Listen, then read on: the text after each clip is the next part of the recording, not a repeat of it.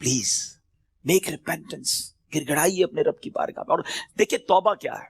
توبہ کے ویسے تو کئی ڈیٹیل علماء نے بتائی، مگر ان شارٹ اگر میں آپ کو بتاؤں نا، الندم التوبہ، شرمندگی توبہ ہے. پہلے تو اپنے اندر گلٹ فیل کیجئے کہ یا اللہ میں بہت برا ہوں، بہت غلطیاں ہیں، مالک معاف کر دیں. اور پھر آئندہ نہ کرنے کا پکا ارادہ، اے اللہ اب نہیں کروں گا، میں تجھ سے وعدہ کرتا، I promise in your court یا اللہ عز و جل، give please accept my repentance، میری توبہ قبول کرنے مالک، اب نہیں کروں گا. تو یہ پکی توبہ انشاءاللہ، کیا پتا اللہ کریم کی آج رحمت برس جائے اور وہ ہمیں آج معاف کر دے. What a beautiful incident، کیا خوبصورت واقعہ، ذرا ایمان کی جو چاشنی کے ساتھ سنی. امیر المومنین سیدتنا عمر بن عبد العزیز رحمۃ اللہ تعالی علیہ was once busy in worship in the 15th night of شعبان. حضرت عمر بن عبد العزیز امیر المومنین تھے جس وقت 15 شعبان کی رات عبادت میں مصروف ہیں. When he raised his head he found a green slip of paper whose refulgence was extending up to the sky. جب وہ اپنے سر اٹھاتے ہیں نا تو اپنے ساتھ ایک گرین کلر کا پیپر دیکھتے ہیں جس کا نور آسمانوں تک جا رہا ہوتا ہے. It was bearing the words، اس پہ لکھا ہوا کیا ہے، هذه براءة من النار من الملك العزيز لعبده عمر بن عبد العزيز، meaning this is an order of absolution from the hellfire sent from Allah Azza wa Jal, the omnipotent, for his servant عمر بن عبد العزیز رحمۃ اللہ تعالیٰ. یہ اللہ کی طرف سے اپنے بندے عمر بن عبد العزیز کے لیے جہنم کی آگ سے آزادی کا پروانہ ہے. ہائے ہائے ہائے، جس سے رب راضی ہو ان کو ایسے انعامات عطا ہوتے ہیں. تو میرے میٹھے اسلامی بھائیوں اور مدری چینل کے ناظرین، ذرا سوچئے کہ ہم نے بھی تو اللہ سے مغفرت لینی ہے نا، ہم نے بھی تو اپنے رب کو راضی کرنا ہے. ہمارے بزرگان دین ہمیں سمجھاتے ہیں کہ یہ دنیا جی لگانے کی نہیں ہے. It's not too long, we have to go, we have to die. ہم سب کو اس دنیا سے جانا ہے. ذرا امیر المومنین حضرت ابوبکر صدیق رضی اللہ عنہ کا فرمان سنیں. وہ کیا کہتے ہیں؟ the leader of the believers سیدنا صدیق اکبر رضی اللہ عنہ would say during the sermon، ان کا ایک انداز ہوتا تھا، وہ خطبے کے دوران کیا کہتے ہیں؟ where are those with beautiful faces، کہاں ہیں خوبصورت چہروں والے؟ where are those who were arrogant about their youth، کہاں ہیں وہ لوگ جو اپنی جوانی پر بڑا ناز کرتے تھے؟ where have those kings gone who had magnificent cities constructed and had them fortified with giant forts، کہتے ہیں وہ بادشاہ کدھر ہیں جنہوں نے بڑے بڑے شہر بنائے اور بڑے بڑے قلعے بنائے، ان کی شان و شوکت ہوا کرتی تھی. where are those who were victorious on the battlefield، کدھر ہے وہ سپہ سالار اور وہ جنگجو جو میدان جنگ میں جیتا کرتے تھے؟ without any doubt time has ruined them and they are now lying in the darkness of the grave. بغیر کسی شک کے وقت نے انہیں ختم کر دیا، پامال کر دیا، اور آج وہ اپنی اندھیری قبر میں ہیں. hurry up، جلدی کرو، exceed in performing good deeds and seek salvation. سیدنا ابوبکر صدیق کہتے ہیں جلدی کرو اور اللہ کو راضی کرنے والے کام کر لو اور نجات حاصل کر لو. کاش یہ باتیں ہمارے دل میں گھر کر جائے. بندہ کہتا ہے یار ابھی تو ایک گھر ہے، 2 بنانے ہیں، ابھی تو چھوٹا ہے بڑا بنانا ہے، ابھی تو یورپ میں ہے پاکستان میں بھی گھر بنانا ہے، ابھی تو چھوٹا بزنس ہے بڑا کرنا ہے، 5 ایئرز بعد یہ ٹارگٹ ہے، 10 ایئرز بعد یہ ٹارگٹ ہے، 20 ایئرز بعد یہ ٹارگٹ ہے، اتنے پاسپورٹ لینے ہیں، یہ جناب ویزے لینے ہیں. مگر پتہ بھی نہیں چلتا اور بندہ کیسے دنیا سے چلا جاتا ہے. آئیے میں آپ کو ایک اور واقعہ سناؤں. سیدنا عمر بن عبد العزیز جن کو براءت کا پروانہ ملتا ہے، یہ امیر المؤمنین ہے، کس قدر نیک ہے. ایک بار ایک جنازے کے ساتھ قبرستان تشریف لے گئے. ہم بھی گئے گریو یارڈ، ہم بھی جاتے ہیں جنازے میں، ہماری کیا کیفیت ہوتی ہے. Look at the feeling of سیدنا عمر بن عبد العزیز رضی اللہ تعالیٰ عنہ when he visited گریو یارڈ. وہاں ایک قبر کے پاس بیٹھ کر غور و فکر میں ڈوب گئے. کسی نے عرض کی اے امیر المومنین آپ یہاں تنہا کیوں تشریف فرما ہیں؟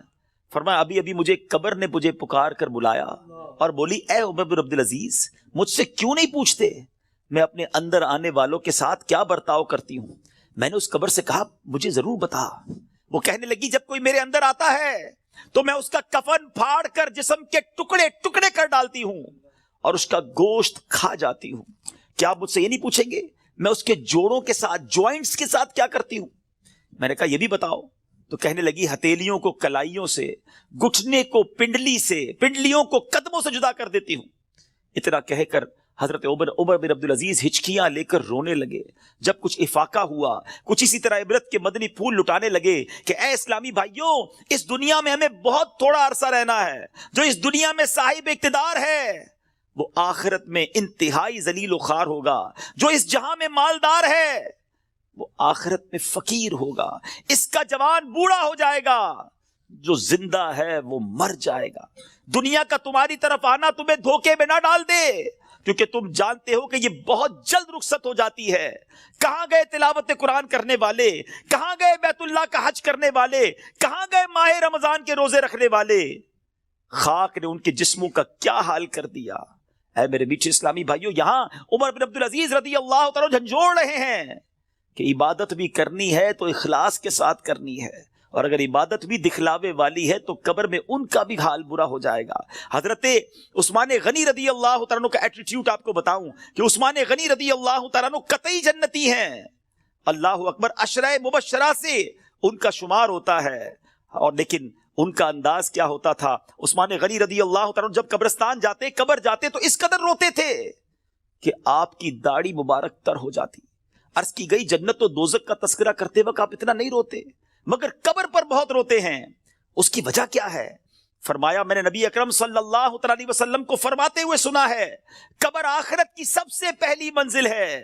اگر صاحب قبر نے اس سے نجات پائی تو بات کا معاملہ اس سے آسان ہے، اور اگر ادھر نجات نہ ملی تو آگے کا معاملہ اور زیادہ سخت ہے.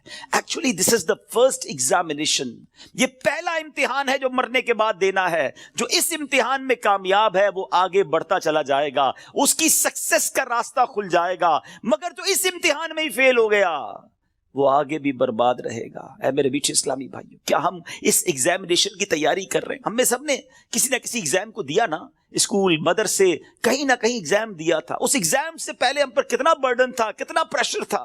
مگر آئیے ذرا اس ایگزامینیشن اور قبر کے ایگزامینیشن کا تھوڑا کمپیریزن کرتے ہیں. دنیا کے ایگزام کی ڈیٹ پہلے سے پتا ہوتی ہے، فلاں منتھ کی فلاں تاریخ کو امتحان ہوگا. That's why we prepare for that. ہم اس کے لیے تیاری کرتے ہیں. ٹھیک ہے. سیکنڈ، اس پیپر کو جب ہم دیتے ہیں اگر فیل ہو جائیں تو اس کو ریپیٹ دینے کا موقع ملتا ہے. سپلیمنٹری پیپرز ہوتے ہیں، یا زیادہ سے زیادہ یہ ہوتا ہے کہ بھائی 1 سال آپ کا فیل ہو گیا، آپ دوبارہ اس کلاس میں پڑھیں گے. دیٹس اٹ، اور تو کچھ نہیں ہوتا. تیسرا، اس ایگزامینیشن کا جو رزلٹ ہے وہ فیو منتھس کے بعد یا فیو ڈیز کے بعد اناؤنس ہوتا ہے. ٹھیک ہے. یہ 3 چیزیں ذہن میں رکھیے گا. وی نو دا ڈیٹ آف ایگزامینیشن، ہمیں پہلے سے پتا ہے. ایگزامینیشن کا لاس کیا ہے اگر اس میں فیل ہو گئے؟ 1 سال پڑھائی دوبارہ کرنی پڑے گی، یا زیادہ سے زیادہ اور کیا پنشمنٹ ملے گی. اور تھرڈ، اس کو دوبارہ ریپیٹ کا موقع ملتا ہے. اور تیسرے نمبر پر یہ ہے کہ اس کے رزلٹ میں کچھ ٹائم لگتا ہے. قبر کا امتحان یہ کیسا امتحان ہے، کبھی سوچا آپ نے؟ دیر از نو سپلیمنٹری پیپر. دوسرا چانس نہیں ہے. ادھر 1 سال پیچھے رہ جائیں گے، ادھر قیامت تک قبر میں مار پڑتی رہے گی. قیامت تک اللہ ناراض ہو گیا تو جہنم کی کھڑکی کھلی رہے گی، سانپ اور بچھو آ جائیں گے. کون بیئر کر سکتا ہے اللہ کی پنشمنٹ کو؟ کون اس سزا کو برداشت کر سکتا ہے؟ ایسے نہیں روتے تھے. حضرت عثمان غنی بالکل کریکٹ فرمایا انہوں نے کہ یہی پہلی منزل ہے، اور we have to clear this exam. کسی صورت میں نے اور آپ نے اس امتحان کو پاس کرنا ہے. ادھر فیل ہو گئے تو مارے جائیں گے، اور پھر اس کے بعد اس کا رزلٹ دیر سے اناؤنس نہیں ہوتا. ادھر جواب دینا ہے. صحیح جواب دیا تو جنت کی رحمتیں ہیں، تا حد نگاہ قبر وسیع ہے. اور ادھر رانگ آنسر دیا، ادھر جناب جہنم کا عذاب شروع ہو جائے گا، جہنم کی کھڑکی کھل جائے گی. اور پھر جو سب سے زیادہ کروشل بات ہے، سب سے زیادہ ڈرنے والی بات ہے، we don't know the date of that examination. ہمیں پتہ ہی نہیں ہے وہ امتحان کب دینا ہے. وہ آج بھی ہو سکتا ہے. جی ہاں، ہم میں سے ہو سکتا ہے کہ کل رات کوئی اپنے گھر میں نہ سوئے، قبرستان میں ہو. ہمیں یہ پتہ ہی نہیں ہے کب امتحان ہوگا. تو جب ہمیں پتہ نہیں ہے تو it means we have to prepare daily. ہمیں روز یہ طے کر کے سونا ہے یا زندگی گزارنے کہ آج اگر امتحان دینا ہے تو میں تیار ہوں، میں اس امتحان کے لیے تیار ہوں. Now I have a question of all of you. میں اب آپ سب سے ایک سوال کرنا چاہتا ہوں. اپنے آپ سے ایک سوال کرتے ہیں ناظرین. میں اپنے آپ سے بھی کروں اور آپ سے بھی پوچھتا ہوں. اگر آج مر گیا، مر تو سکتا ہوں نا، یہ تو پاسبل ہے نا. آج مر گیا، کیا میں تیار ہوں قبر کے امتحان کے لیے؟ میں جواب دے پاؤں گا کہ اللہ راضی ہے مجھ سے؟ کیا ایسی زندگی گزارنی ہے کہ مار نہیں پڑے گی؟ تو پھر تو ٹھیک ہے. if the answer is yes then it's okay. اور اگر آنسر یہ نہیں آ رہا دل سے کہ نہیں ابھی تو بہت گناہ ہے، بڑی خطائیں ہیں، توبہ کرنی ہے، اچھا بننا ہے، نمازیں بھی کئیوں کی قضا ہو رہی ہیں، حرام روزی بھی چل رہی ہے، حرام چیزوں کو دیکھ بھی رہا ہے، حرام سن بھی رہا ہے، جھوٹ بھی زبان سے گیا نہیں ہے، غیبتیں بھی جاری ہیں، ماں باپ الگ پریشان ہیں، فیملی الگ ٹینشن میں ہے، روزی حرام بھی چل رہی ہے، ابھی نہیں مرنا بھائی، ابھی تو توبہ کرنی ہے. تو پھر بتاؤ نا کب توبہ کرو گے؟ کب قبر کی تیاری کرو گے؟ ابھی تو سنا کہ یہ اچانک موت کا ہوگا شکار، پتہ بھی نہیں چلتا. روز صبح کئی لوگ گھر سے نکلتے ہیں اور کہہ کر جاتے ہیں کہ میں جب ایوننگ میں واپس آؤں گا نا تو یہ والا کھانا بنا کے رکھنا، یہ والے میرے کلاتھس استری کر کے ذرا ریڈی کر کے رکھنا، have to go with my friends. بندہ واپس نہیں آتا، لاش واپس آتی ہے. ایسا ہوتا ہے نا، ہمارے ساتھ بھی ایسا ہی ہوگا، پتہ ہی نہیں ہوگا. اور لوگ کہیں گے یار ہمارے ساتھ ہی تو تھے آج، ارے صبح ملاقات ہوئی تھی، کل تو کھانا ساتھ کھایا تھا، اس کا انتقال ہو گیا. آج آپ کہتے ہیں نا کسی کے بارے میں، ایسی ہمارے بارے میں کوئی کہے گا، تھوڑے دن تک لوگ یاد رکھیں گے، اس کے بعد ہم ہوں گے، ہماری قبر ہوگی، ہمارے اعمال ہوں گے. اگر چین میں ہوں گے نا تو پھر ٹھیک ہے. اگر زندگی نماز پڑھتے ہوئے گزر رہی ہے، سنتوں کے مطابق ہے، حلال روزی کما رہے ہیں، درود پڑھ رہے ہیں، تلاوت قرآن ہو رہی ہے، حرام چیزوں سے بچ رہے ہیں، نیکی کی دعوت کے کاموں میں انوالو ہیں، تو پھر تو انشاءاللہ خیر ہو جائے گی. انشاءاللہ پھر تو نبی پاک تشریف لائیں گے اور پھر اعلیٰ حضرت لکھتے نا قبر میں لہرائیں گے تا حشر جلوے نور کے، جلوہ فرما ہوگی جب طلعت رسول اللہ کی. لیکن اپنے آپ سے پوچھو، کسی اور سے نہ پوچھو. I know very well، ہر بندہ اپنے بارے میں جانتا ہے کہ میں کتنا برا ہوں، تجھے تو خبر ہے میں کتنا برا ہوں، تو عیبوں کو میرے چھپایا الہی. ہمیں سب پتا ہے اپنے بارے میں. تو پلیز میرے میٹھے اسلامی بھائیو اس ایگزام کی تیاری کیجیے. ایگزام میں کوسچن بھی ڈکلیئر ہیں. اچھا دنیا کے امتحان میں تو سوال پتہ نہیں ہوتے نا، یہ قبر کا امتحان بڑا نرالا ہے. سوال پہلے سے پتا ہے، جواب بھی پہلے سے پتا ہے، مگر جواب وہی دے سکے گا جو ایمان لے کر جائے گا اور جس سے اللہ اور اس کے رسول راضی ہوں گے. حالانکہ آپ نے یہ 100 بار اس جواب کو پڑھ لیا، اس دن یاد اسی کو آئے گا. جب پوچھا جائے گا من ربک کا تو وہ کہے گا ربی اللہ. جب پوچھا جائے گا ما دینک کا، تمہارا دین کیا ہے، وہ کہے گا دین الاسلام. اور پھر ایک پیارا سا چہرہ دکھایا جائے گا اور پوچھا جائے گا تو جس نے نبی پاک پر درود پڑھتے ہوئے، سلام پڑھتے ہوئے ان کی سنتیں اپنائی ہوں گی، چہرے پہ داڑھی سجائی ہوگی، سنت کے مطابق زندگی گزاری ہوگی، وہ تو دیکھ کر عرض کرے گا نا کہ وہی آقا ہیں جن کے لیے میں درود پڑھتا تھا، سلام پڑھتا تھا. اے فرشتوں میں تو مر کے پہنچا ہوں یہاں اس دل ربا کے واسطے. لیکن ایسی لائف گزری کہ نہیں، کہیں ایسا نہ ہو کہ نبی پاک جب تشریف لائیں تو نبی پاک کی پہچان ہی نصیب نہ ہو، آقا ہی چہرہ نام سے موڑ لیں. کیونکہ نبی پاک نہیں فرمایا نا فمن رغب عن سنتی فلیس منی، جس نے میری سنت سے منہ موڑا وہ ہم میں سے نہیں.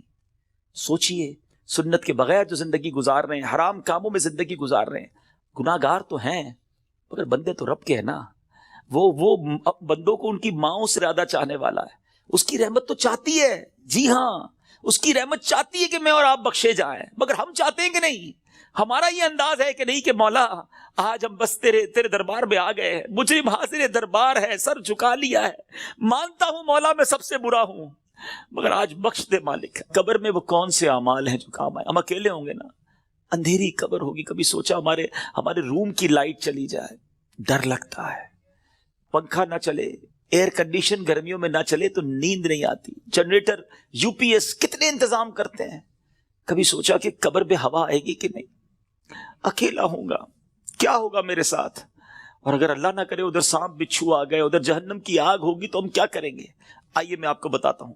حضرت سیدنا ابو ہریرہ رضی اللہ عنہ فرماتے ہیں کہ جب مومن مردے کو قبر میں رکھا جاتا ہے تو عذاب کی روک تھام کے لیے، عذاب سے سیکیور کرنے کے لیے، سنو وہ کیا سیکیورٹی ہوگی، نماز اس کے سر کی جانب، زکوٰۃ رائٹ سائڈ پہ دائیں طرف، روزہ لیفٹ سائڈ پہ بائیں طرف، صدقہ، صلہ رحمی اور لوگوں کے ساتھ حسن سلوک جو ہوگا وہ پاؤں کی طرف آ جاتے ہیں.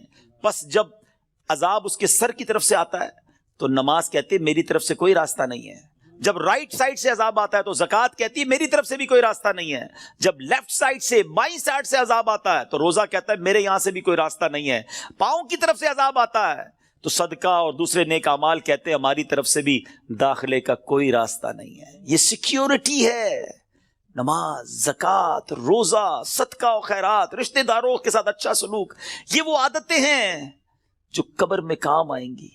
پلیز ان عادتوں کو اپنا لیجیے. آج شب برات قبرستان جانے کی رات ہے تو قبر کو یاد کریں نا.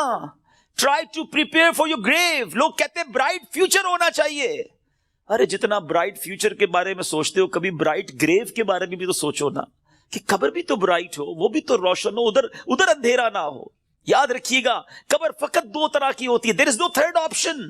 اللہ کے حبیب علیہ الصلوۃ والسلام فرماتے ہیں جس کا مضمون ہے قبر یا تو جنت کے باغوں میں سے ایک باغ ہوتی ہے یا تو دوزخ کے گھڑوں میں سے ایک گھڑا. Now we have to decide, we have to think about it. ہمیں سوچنا ہے کہ میری لائف ایسی ہے کہ قبر جنت کا باغ بنے گی یا اللہ نہ کرے جہنم کا گھڑا بن جائے گی.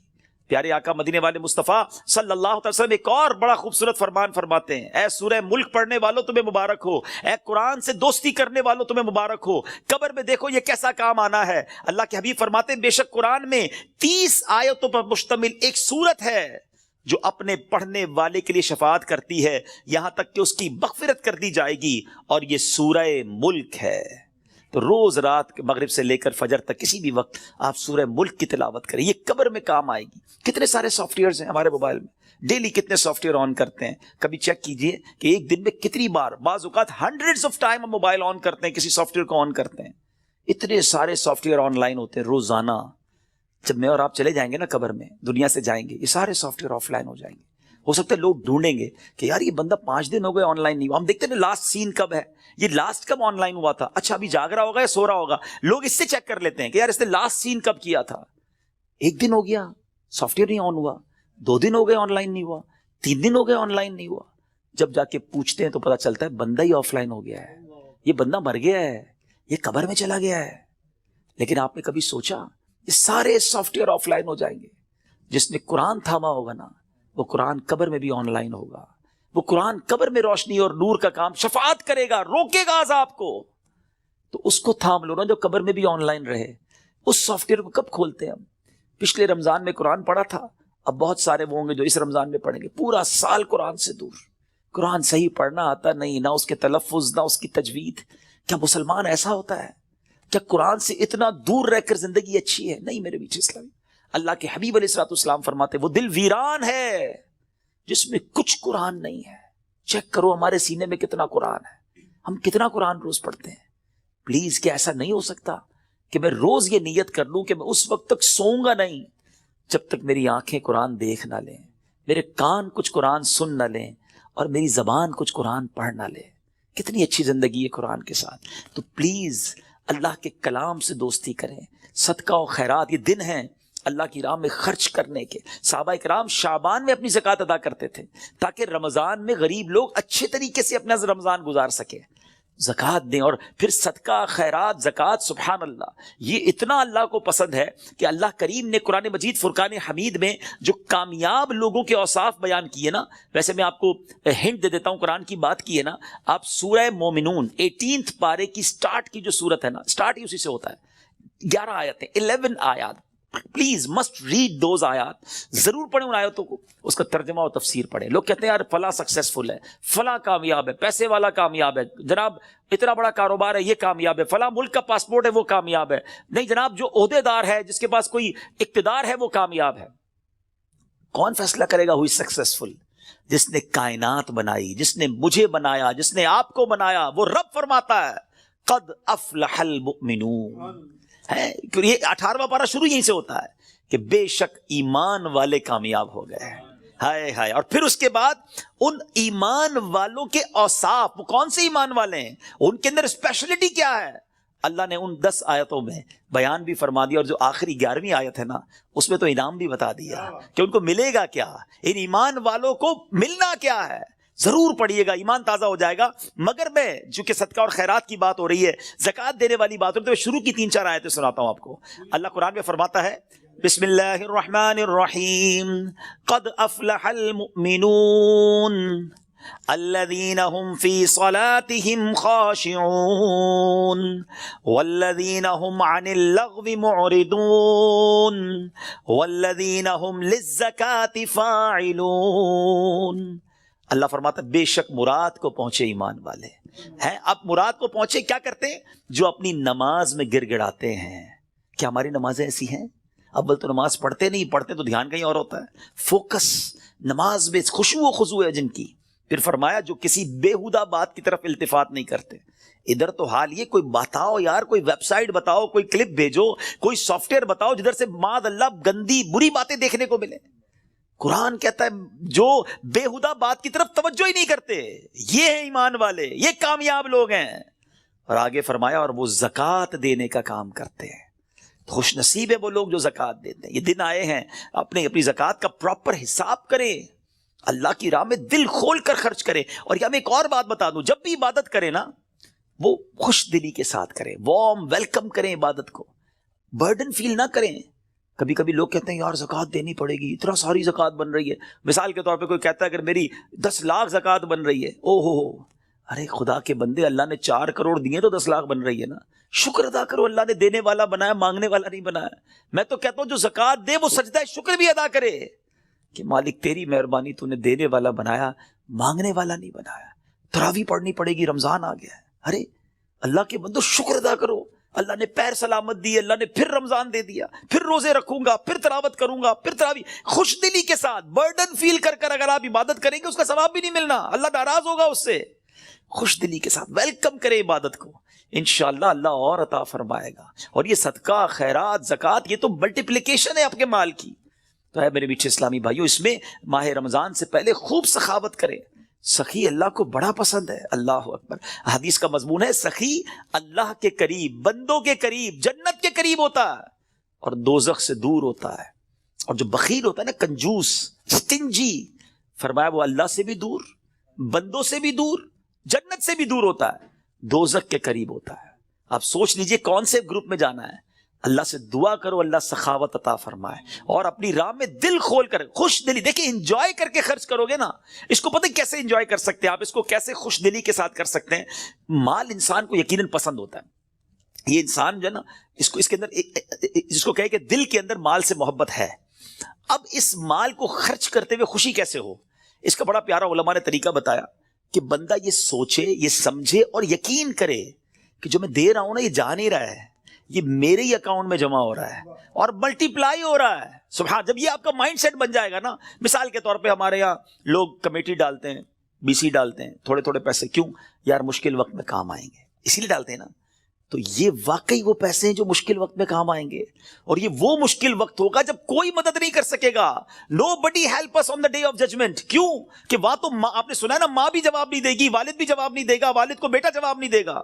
تو یہ وہ میرے پیسے ہوں گے جو مجھے اس وقت ملیں گے اور ملٹیپلائی ہو کر ملیں گے. یہ میں نہیں کہہ رہا، اللہ کریم فرماتا ہے، حدیث قدسی میں ہے جس کا مضمون ہے اے ابن آدم اپنا مال میرے پاس جمع کرا دے. اللہ کا فرمان سنے، میرے پاس جمع کرا دے، نہ جلے گا، نہ ڈوبے گا، نہ کم ہوگا، نہ چوری ہوگا. میں تجھے اس دن لوٹاؤں گا جس دن تجھے ایک ایک نیکی کی ضرورت ہوگی. اب بتاؤ خرچ کرتے وقت مزہ کیوں نہ ہے؟ اگر یہ ذہن بن جائے کہ یار میں جمع کرا رہا ہوں، قیامت کے دن ملٹیپلائی ہو کے ملے گا، جب میں پھنسا ہوا ہوں گا زیادہ ملے گا، تو بندہ کہ اور ڈال دو یار، تھوڑے اور لے جاؤ بھائی. تو آپ انجوائے کریں اللہ کی راہ میں خرچ کرنے کے لیے. کسی غریب کو، کسی مسجد میں، کسی فقیر، جو رشتہ دار غریب فقراء ہیں بانٹیں. اور سوچے نا، میں آج کی مثال دیتا ہوں. میں آج ایک جگہ بیٹھا تھا، زکوٰۃ سیمینار تھا میرا، وہاں بیان تھا، تو وہاں کچھ بزنس کمیونٹی کے لوگ بیٹھے تھے، آپس میں بات ہو رہی تھی کہ یار مجھ سے وہ لینے آئے تو میں تو دے چکا تھا، زکوٰۃ تو دے دی تھی. تو میں نے کہا آپ کو اور دینا چاہیے. کہا یار پوری تو دے دی تھی. میں نے کہا اللہ نے دینا روک لیا ہے. خاموش ہو گئے. میں نے کہا میں آپ کو حدیث سناتا ہوں، میں نہیں کہہ رہا. اللہ کے حبیب علیہ السلام فرماتے جس کا مضمون ہے گن گن کر خرچ نہ کرو ورنہ وہ رب کریم بھی تمہیں گن گن کر عطا فرمائے گا.